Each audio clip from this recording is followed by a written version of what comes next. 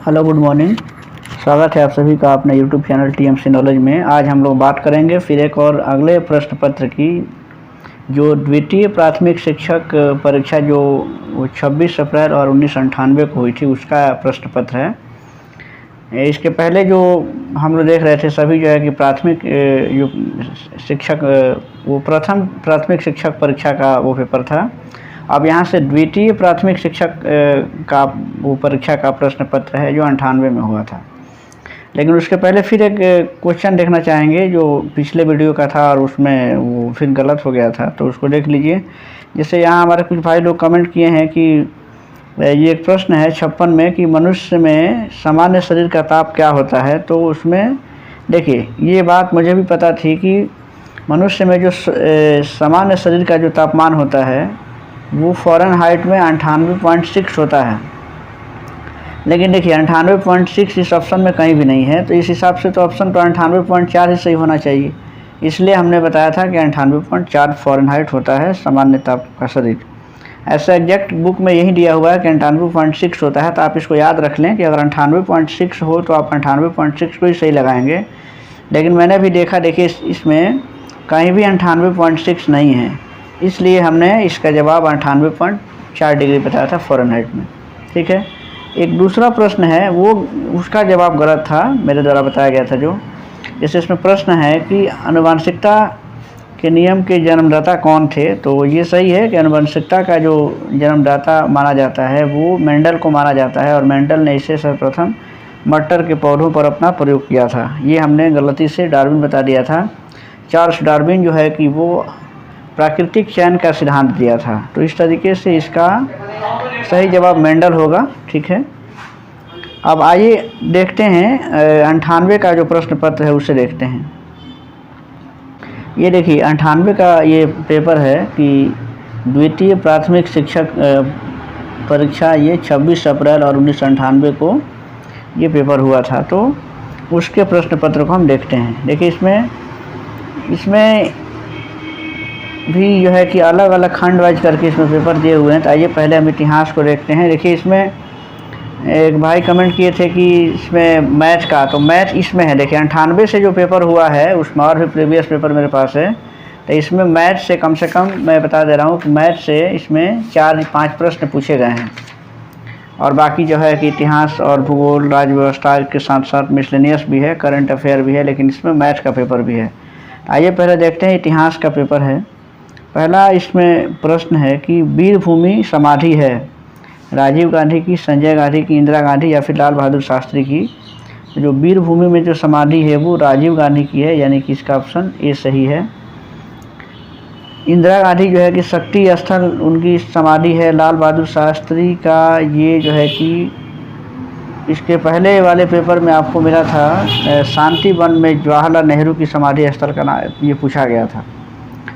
तो एक समाधि स्थल पर हम एक वीडियो अलग आज बनाएंगे जिसमें सभी जो हमारे जितने जो महत्वपूर्ण जो व्यक्तित्व हैं उनका जो समाधि स्थल यहाँ पर है, तो इससे कंफर्म हो जाएगा, क्योंकि ये अक्सर पूछे जाते हैं। तो फिलहाल इस प्रश्न का सही जवाब है राजीव गांधी, वीरभूमि में जो समाधि स्थल है। अगला प्रश्न है एलोरा की कंदराओं में मंदिरों की कुल संख्या है। तो एलोरा की कंदराओं में जो कुल मंदिरों की संख्या है वो है 34 टोटल इसमें संख्या है। तो ये जानते हैं कि एलोरा जो है कि वो महाराष्ट्र में स्थित है, और इसमें कुल 34 मंदिरों की जो बौद्ध, जैन और ब्राह्मण धर्म से संबंधित हैं। नेक्स्ट प्रश्न है कुतुब मीनार का निर्माण कराया। ये क्वेश्चन बीपीएससी में कई बार पूछा जा चुका है। कुतुब मीनार का निर्माण किसने कराया था, तो देखिए इसका सही ऑप्शन होता है कुतुबुद्दीन ऐबक। लेकिन देखिए इसमें बात है कि कुतुबुद्दीन ऐबक ने उससे निर्माण कार्य उसका शुरू कराया था, लेकिन वो जो पूरा उसका हुआ था वो इल्तुतमिश के द्वारा हुआ था। हालांकि निर्माणकर्ता में कुतुबुद्दीन ऐबक का ही नाम आता है, इसलिए इसका ऑप्शन ए सही है। अगला प्रश्न होगा कि कबीर के उपदेशों का सबसे महत्वपूर्ण संकलन क्या है। तो ये भी चर्चित क्वेश्चन है कि कबीर ने जो अपना कबीरदास ने जो अपने उपदेशों का जो संकलन किया है, तो उसे बीजक नाम दिया गया है, यानी कि उससे उसका नाम बीजक है। सही जवाब है बीजक। नेक्स्ट प्रश्न है दिलवाड़ा के मंदिर का एक उदाहरण है। इसके पहले के पेपर्स में आपने देखा होगा कि ये क्वेश्चन पूछा गया था कि दिलवाड़ा का मंदिर कहाँ है। जैन मंदिर जो है वो जैन धर्म के लिए है, तो वो माउंट आबू में है। और वो किस, इसमें पूछा है कि किस शैली में बनाया गया था, तो उसे नागर शैली में बनाया गया है। इसका ऑप्शन सी सही है।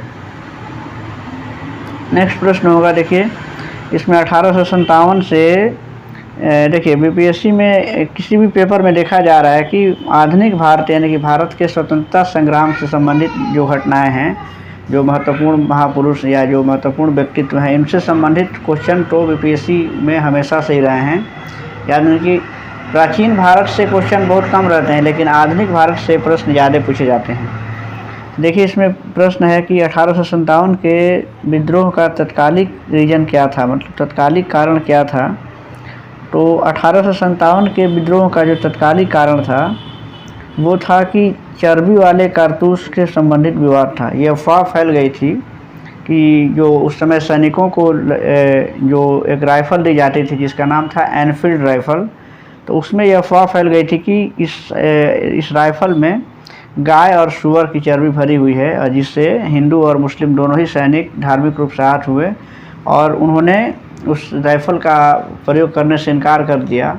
और उसी में एक हमारे सिपाही थे मंगल पांडे, जिन्होंने अपने 2 अंग्रेज़ अफसरों की हत्या कर दी, और उसके बाद से ये विद्रोह मेरठ की छावनी से ही शुरू हो गया। इसके पहले वाले में क्वेश्चन पूछा गया था कि मेरठ की ये 1857 का विद्रोह कहाँ से शुरू हुआ था, तो मेरठ से। और इसमें तत्कालिक इसका कारण था चर्बी वाले कारतूस को लेकर के अफवाह या फिर जो विवाद हो गया था। नेक्स्ट प्रश्न है कि भारतीय राष्ट्रीय कांग्रेस की स्थापना कब हुई थी। ये क्वेश्चन ये बहुत आसान है। भारतीय राष्ट्रीय कांग्रेस की स्थापना 1885 में हुई थी। मुंबई के गोकुल तेजपाल सिंह जो कॉलेज था मुंबई में, वहाँ हुआ था। और इसके जो संस्थापक थे वो थे एवो ह्यूम, यानी कि एलन एक्टोबियम ह्यूम, जो एक सेवानिवृत्त अंग्रेज अधिकारी थे। और इसके प्रथम जो अध्यक्ष थे जो WC बनर्जी थे। नेक्स्ट प्रश्न होगा कि भारत में सत्याग्रह का पहला महान प्रयोग संपन्न हुआ था कहाँ पे, तो ये चंपारण में हुआ था। आपको पता है कि चंपारण में उस समय 3 कठिया प्रथा अंग्रेजों द्वारा लागू की गई थी, जिसमें प्रत्येक किसान को अपने 1 बीघा यानी कि 20 कट्ठा ज़मीन में 3 कट्ठा नील की खेती करनी थी। और नील की खेती करने से भूमि की जो उर्वरा शक्ति है वो कमज़ोर हो जाती थी, और किसानों को इसमें काफ़ी विशेष कोई सुविधा भी अंग्रेज़ों की तरफ से या ब्रिटिश सरकार की ओर से नहीं मिलता था। और इस वजह से किसान काफ़ी प्रताड़ित होते थे, काफ़ी दुखी थे, काफ़ी उनको दिक्कतें आती थी। और जिसके लिए चंपारण के एक किसान थे जिनका नाम था राजकुमार शुक्ल, और उन्होंने महात्मा गांधी से लखनऊ का जो अधिवेशन चल रहा था 1916 में, तो वहाँ उन्होंने लखनऊ में जा कर के और महात्मा गांधी से मुलाकात की और उसे चंपारण के किसानों का हाल बताया। और तब जो है कि महात्मा गांधी उनके बुलाने पर चंपारण आए थे, और इस तरीके से भारत में उन्होंने पहला सत्याग्रह जो है कि वो किया, और वो सफल भी रहा। तो इसका सही जवाब है चंपारण, यानी कि बिहार में।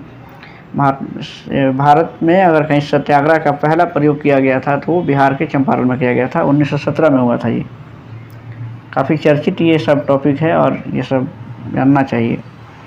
अगला प्रश्न है कि भारतीय संविधान सभा की प्रारूप समिति के अध्यक्ष कौन थे। तो संविधान सभा के जो प्रारूप समिति के अध्यक्ष थे वो थे BR अम्बेडकर, यानी कि भीमराव अम्बेडकर। राजेंद्र प्रसाद अस्थायी अध्यक्ष थे, और सच्चिदानंद सिन्हा जो है कि वो एक अध्यक्ष थे, अस्थायी अध्यक्ष थे। तो इसका सही जवाब है BR अम्बेडकर, यानी कि भीमराव अम्बेडकर, जो ड्राफ्टिंग कमेटी थी उसके ये अध्यक्ष थे। नेक्स्ट प्रश्न होगा, उस समय इंग्लैंड का प्रधानमंत्री कौन था जब भारत को स्वतंत्रता प्राप्त हुई थी। तो भारत को जब स्वतंत्रता प्राप्त हुई थी तो उस समय इंग्लैंड का जो प्रधानमंत्री था तो वो थे क्लेमेंट एटली, उनका नाम था। और इसका ऑप्शन ये देखिए, अगला ऑप्शन है, ऑप्शन सी में है कि वो थे क्लेमेंट एटली। ये जवाब सही होगा, यानी कि क्लेमेंट एटली थे, यानी कि इसका ऑप्शन सी सही है। अगला प्रश्न है कि गांधी जी अपना किसे राजनीतिक गुरु मानते थे। तो गांधी जी के जो राजनीतिक गुरु थे वो थे गोपाल कृष्ण गोखले, यानी कि इसका ऑप्शन बी सही है। नेक्स्ट प्रश्न है सेन वंश का संस्थापक था? अब देखिए इसमें ऑप्शन जो दिया है, देखिए दादा भाई नौरोजी को सबसे वयोवृद्ध नेता कहा जाता है। इसमें थोड़ा सा एक नज़र देख लीजिए इन पर भी।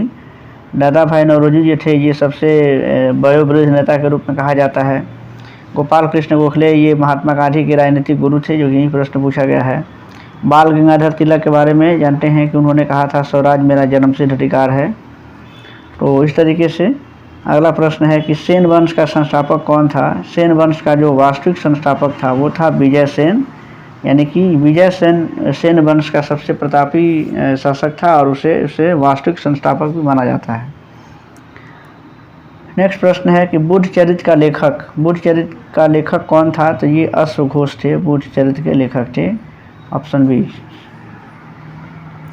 नेक्स्ट प्रश्न है कि जालियांवाला बाग हत्याकांड घटा था, वो वर्ष पूछ रहा है कि जालियांवाला बाग हत्याकांड की जो घटना हुई थी वो किस वर्ष हुई थी? तो ये तो लगभग सब लोग जानते ही होंगे कि जालियांवाला बाग हत्याकांड जो है वो हुआ था 1919 में। 13 अप्रैल और 1919 को ये घटना हुई थी जालियांवाला बाग हत्याकांड में, जो रॉलेट एक्ट के खिलाफ भारतीय आंदोलन कर रहे थे और उसमें सत्यपाल किचलू और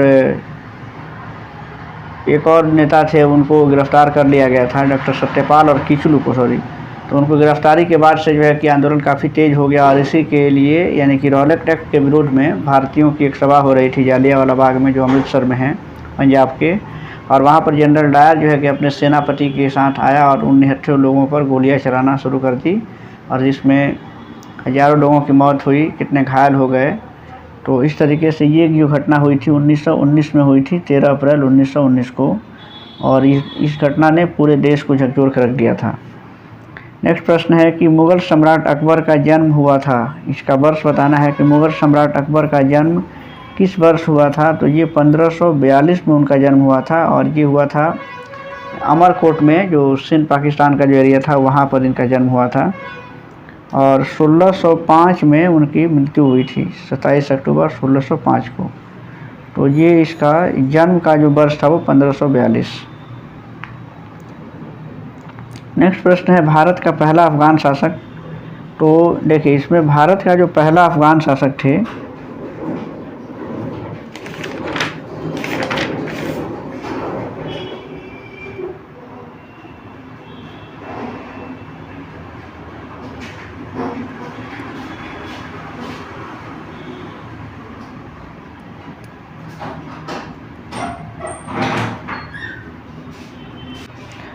भारत का पहला जो अफगान शासक थे वो थे बहलोल लोदी। और बहलोल लोदी जो है कि ये भारत के पहले अफगान शासक थे और उन्होंने लोदी वंश की स्थापना की थी, यानी कि इसका ऑप्शन ए सही है।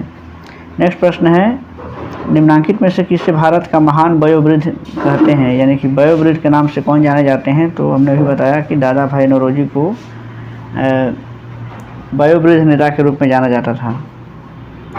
तो ये देखिए इसमें इतिहास से इतना ही प्रश्न थे, इसके बाद से ज्योग्राफी के क्वेश्चन है, यानी कि भूगोल के क्वेश्चन हैं, तो उसे देखते हैं। देखिए भूगोल का पहला जो प्रश्न इसमें पूछा गया है, इसमें सबसे ज़्यादा जो क्वेश्चन है वो हिस्ट्री से पूछे जा रहे हैं और ज्योग्राफी से, मतलब वो 98 का या जो पहले 93 से लेकर के 98-99 तक जो परीक्षाएँ हुई हैं, क्योंकि उसमें इतिहास ज्योग्राफी से क्वेश्चन जाते हैं। उसके बाद से जो साइंस भी कुछ है, तो उसके बाद से जो विविध यानी कि जो मिसलेनियस में आप प्रश्न देख रहे हैं कि उसमें भी हिस्ट्री और ज्योग्राफी से क्वेश्चन ज़्यादा हैं।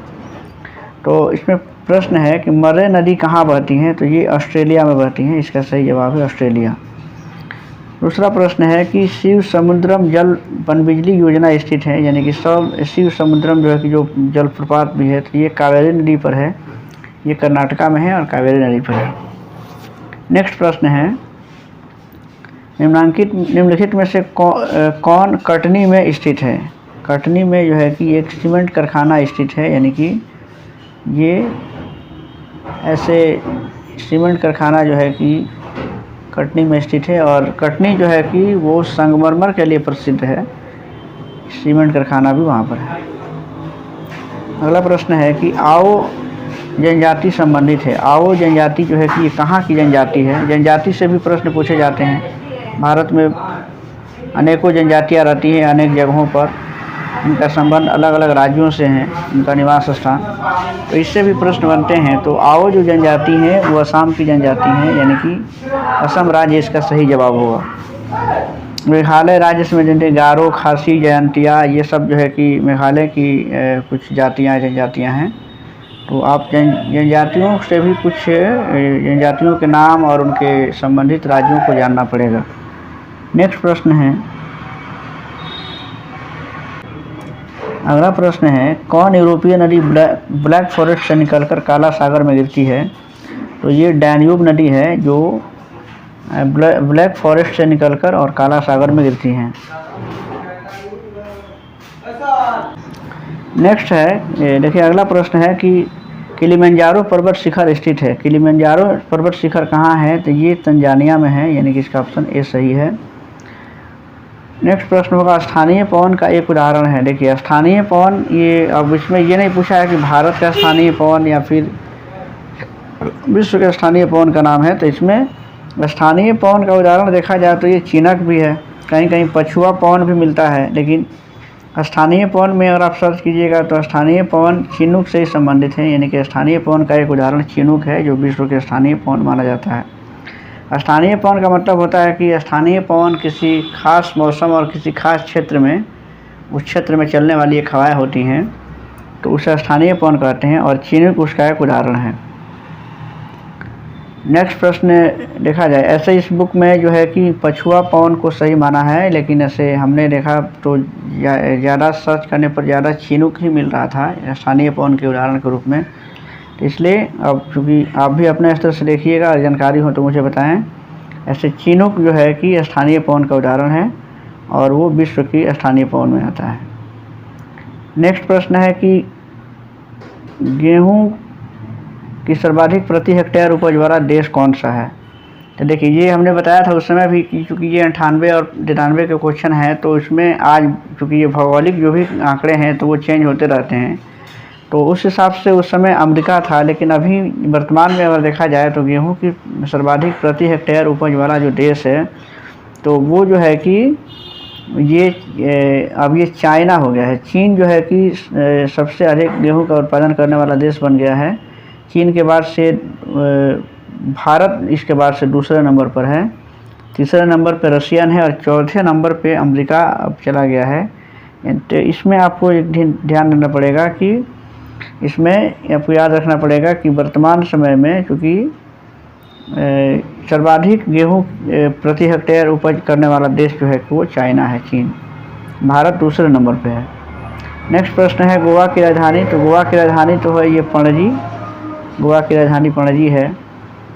और अगला प्रश्न है कि नेपा नगर में स्थित महत्वपूर्ण उद्योग है। नेपा नगर जो ये अखबारी कागज़ के लिए प्रसिद्ध है, ये भी काफ़ी चर्चित प्रश्न है, तो इस तरीके से इसका ऑप्शन डी सही होगा।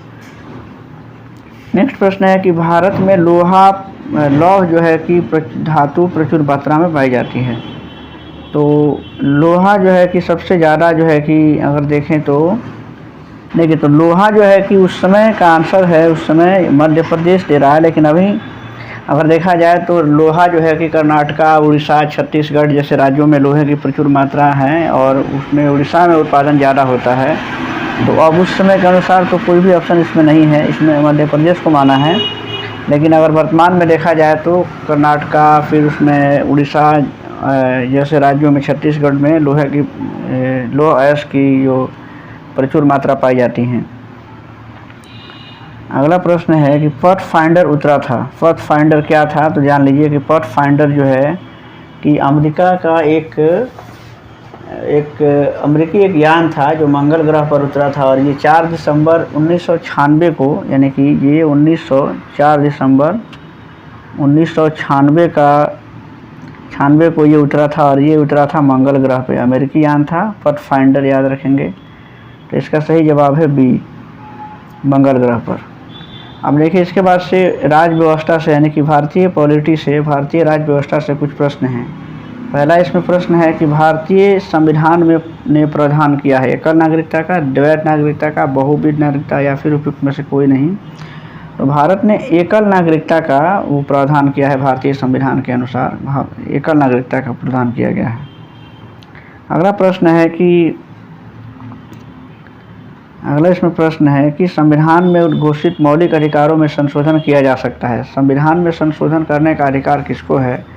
तो राष्ट्रपति द्वारा, सर्वोच्च न्यायालय द्वारा, संसद द्वारा या फिर उपयुक्त में से कोई नहीं।